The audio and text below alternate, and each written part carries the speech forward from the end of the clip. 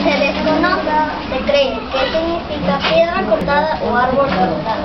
Es una ciudad colonial con extensos paisajes, campos ganaderos y montañas.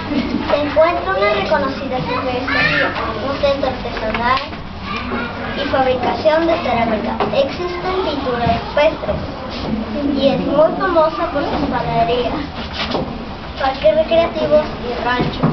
Clima es muy agradable. Vegetación, matorrales, árboles y arbustos como pino, mezcal, palma y ciprés.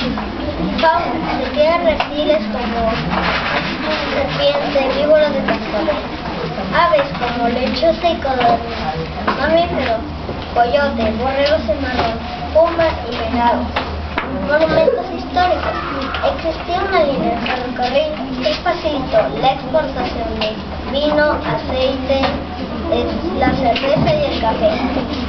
Está también el Museo Arqueológico en La Rumorosa, donde están las pinturas rupestres hechas por los antiguos comunistas. Bravo.